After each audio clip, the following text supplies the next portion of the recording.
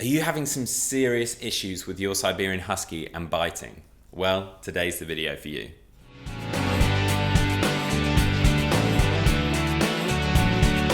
Welcome back to the Fenrir Siberian Husky Show. My name's Joe and I'm a certified canine leader here at FenrirCanineLeaders.com. We are dedicated to helping you learn everything you could possibly want to know about the Siberian Husky, and then how to become a high-level canine leader so you can raise your very own. So if you're new here, don't forget to subscribe and turn on that notification bell so you never miss a future upload. Now, is your Siberian Husky biting all the time? Well, that is not a nice place to be in. It makes it uncomfortable to invite people over to your house because you're worried of the Siberian Husky biting them. Well, today we're going to be tuning into a webinar that the CEO and founder of FenrirCanineLeaders.com, Will, has recorded about all dogs that won't stop biting and how to deal with that situation. So, over to you, Will. So here we are with another quick breakdown webinar of what is by far and away the most common puppy behaviour problem that, as a canine behaviourist myself, and I know that all other canine behaviourists in the world do receive requests for help with when it comes to puppies in particular, and that is puppy biting. Puppy biting is incredibly common, happens with every single puppy in the world, but it doesn't stop it being incredibly frustrating, and a lot of owners, especially first-time owners, absolutely pull their hair out of that. So what we want to do in this webinar is teach you, either if you're wanting to get into this as a profession, to give you the quick-fire kind of overarching concepts of being able to help your clients, and then if you're watching this as an owner and you want to become a higher level canine owner and canine leader for your dog, then we're going to give you the process that I would go through as a canine behaviorist, helping my clients with these very, very, very common problem. But it doesn't stop it being frustrating, and I am going to help you get over it, I promise.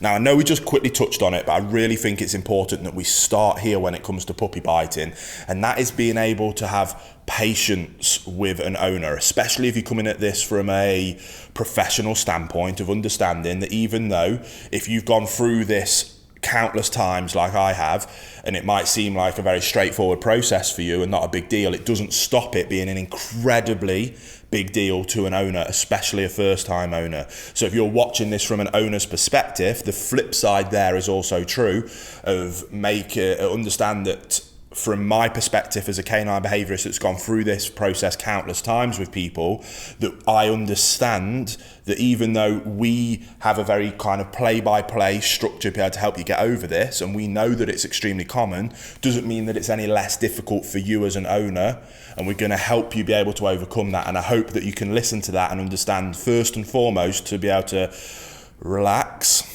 breathe, and understand, okay, I'm not alone here. I don't have an aggressive dog that I need to be concerned about. My dog isn't going to grow up to be an absolute savage and I need to be worried. This is very common. This is frustrating, and you're not the only one to be frustrated, but there is things that we can do with a little bit of consistency, patience, and calm, consistent leadership to be able to get past this. Hey guys, very quickly, I just wanted to ask, are you following us over on Instagram? If you're not, there's two accounts that I would love for you to check out. The first one is our brand account, at Fenrir Canine Leaders, where you can see more about our industry-leading products that we create. If you're interested in following me personally, that's at I am Will Atherton, where you can see behind the scenes of me working with some of the most extreme behaviour cases in the world and what it takes to run these kind of YouTube channels. And maybe if you just want to be able to come over and chat with me, that's the place for you. So there'll be links down in the description box for both of our Instagram pages. I'd love for you to come and check them out, and hopefully we'll chat over there. Now, the first thing that we must do with any kind of puppy biting cases is we need to exercise our puppies more. Now, I know especially in the world of large, powerful breeds, and this is kind of having a trickle-down effect to many of the even medium and smaller breeds, that people are very overly concerned with how much exercise they give their dogs because of growing bones, growing joints. Now, I'm not a vet, I don't claim to be, and you should always listen to the advice of the vets and the professionals, but in terms of what I like to say to my clients is listen to what they say, follow their professional guidelines and advice, but do not use your puppy growing as an excuse to not exercise them. Whatever is the maximum amount of exercise that you can healthily give your puppy, give it to them. The more exercise you give them, the better. Now, I can't tell you to go against your vet's advice, but I can tell you what I do personally is that I don't really follow any guidelines at all. If I think my puppies need exercise, then I let them have exercise. I do truly believe that a puppy will slow themselves down and will stop. Now, if we've got an extreme breed, like some of them huge mastiffs, or maybe a dachshund that has been bred in such a way that there is a significant issue with their growth and joints that we have to be very careful, then that might be a different argument. But I personally believe in giving as much exercise as possible to our puppies. If they were out in the wild, there'd be nobody interjecting and telling them to stop playing. Obviously, those dogs that would be in the wild aren't necessarily these dogs, like I say, the mastiffs, the dachshunds, that have these common problems. So I'm not saying to ignore your vet. I'm clearly saying that you should listen, but you should give as much exercise as you feel comfortable giving your puppy. If you do that, biting will, I promise, will be much less and much easier to manage, and then much easier to teach them that it's not acceptable. A puppy that is bored, frustrated, and has pent up energy will mouth, bite, and chew everything that it can find. If you can release that energy, that will solve a huge portion of the problem. Now, here at Fenrir, and if you've been watching any of our videos, you will know that we believe that the number one priority when we have a dog or helping clients with dogs is about relationship. You must become a calm, consistent leader that has a dog that will look up to you for guidance and direction. Now, as a canine behaviourist, I do also specialise in what we class as death row dogs, and they tend to be older dogs that are displaying very severe behaviours that are at the point where that dog is about to get put down, and then I'll come in and put in an intervention strategy to be able to modify those behaviours and keep them from ending up in shelters or being put down. When I'm working with those adult dogs, we can go in and we can go straight into a full boot camp style process of being able to as quickly and as efficiently restructure that relationship. Now, when it comes to puppy biting, one of the common problems that you'll find, whether you're helping your clients, whether this is happening with you, we need to address the problem. As a good leader, we don't ignore something like biting, we address it. Doesn't mean, and I'm going to talk about the implications of how we go about addressing that later, but we don't ever ignore it. That's poor leadership. We address it and we show our dogs how we do want them to behave. Now, what people will do is that they'll listen to that, they'll skip the exercise part, they'll skip restructuring the relationship that I want to talk about now, and they'll go straight to the modification plan, and then they'll wonder, why isn't it working as effectively, and I'm utilizing this verbal correction, my dog's ignoring it. Those things are a telltale sign that that dog does not respect you as a leader, and you do not have a good relationship. That relationship is broken. If you are a good leader, and we use the analogy of a mum with their puppies, if you watch a mum with a litter of puppies, the second it corrects a dog through a growl, a grumble, even just a change in body language, they can get a whole litter of puppies to stop on a dime. We should be able to do the same thing with our puppies, and that includes puppy biting. A mother dog would never allow that puppy to bite them to the point of it hurting them. They would address it quickly, efficiently, and fairly, and that puppy would listen. The reason the puppy listens is because it respects the leadership of its mother. We need to get to the same relationship with our puppies, that it respects us as the leader and will listen when we tell it to stop doing things, and then also will listen when we ask it to do things. That is the essence of being able to have a fantastic dog. Now, when we've got young puppies that are biting, we don't like to put them through a boot camp process because it can be quite intense. There's lots of time around exercise that would be too much for a puppy. The drills that we do there are too intense for a young puppy. They haven't got the attention span yet. So that's where we created our perfect puppy program.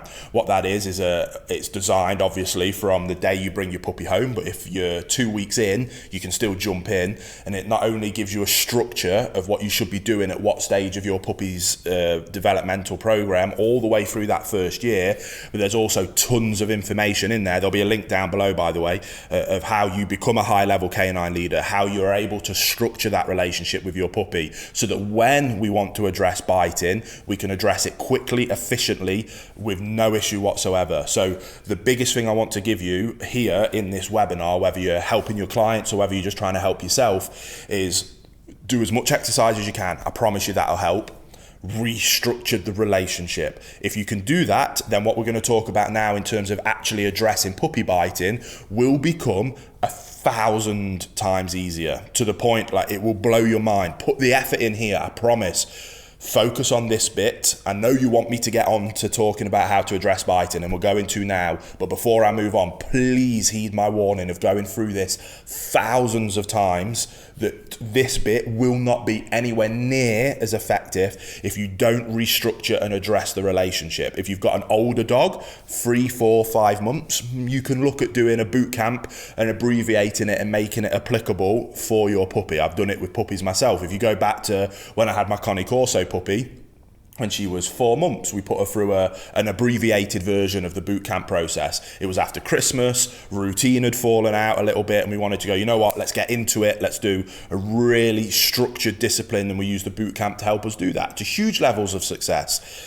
The puppy program also might be a fantastic way of being able to achieve the same results without that kind of the discipline of something like a boot camp. So they're down in the description box below if you need that help. But basically it's just around the concept. Learn how to become a high level canine leader. Learn the principles of the basics of operant conditioning, about being able to reward desired behaviors and correct undesirable ones. If you can do that and you can restructure that relationship, this next bit that we're going to talk about now, I promise, will be loads easier. So now we move on to correcting the behavior. Like I say, you've done the work, you've done the hard bit now, this bit now becomes the easy bit. If you skip that, this bit is really difficult. But you've not done that, you've listened to me, so this bit is now going to be really easy. To fix puppy biting, we need 100% of implementation and consistency of rules, boundaries and expectations. So coming away from this video, you are going to make a decision with you and everybody else in the household, or you're going to be able to pass this message on to your clients, that puppy biting is now, from this moment, 100% unacceptable. And we are not going to ignore it, because that's not what a good leader does. We are going to address it and correct it every single time with 100% consistency. Now, does that mean that the first time you do it, it's going to work? No. It's not the case with humans. It certainly isn't the case with dogs. That is why consistency is so important. But what you're going to do is you're going to implement this 100% of the times that puppy biting is displayed. Now, like I say, if you've exercised more, the biting won't happen as much. But either way, puppies are going to bite. There's no way that you can avoid it. We just need to be able to address it and teach them what they should do instead. So we go in with a correction. The second your puppy bites you, you are going to go from fun, happy, playing, lovely, whatever it is that you were down on the floor where you're with them that they could actually bite you or nip you. We're going to go from that fun, loving, caring person that you want to be with your dog, and we're going to instantly go chest up, shoulders back, leadership, body language, and we're going to very quickly, with impeccable timing, every single time, we're going to go in with a very stern verbal correction. I personally like to use an so bite goes on, so hey, who's a good boy, who's a good boy, and the puppy goes to bite, and I go from who's a good boy to That switch happens instantly. You go from fun loving will to leader will, pack it in, stop doing what you're doing right now. And we're going to be able to, and the more, and this is why it's so important that you put the effort into that leadership. If you have that relationship and your dog sees you as a leader, you making that change will be more than enough. And that will make them go, whoa, I'm sorry.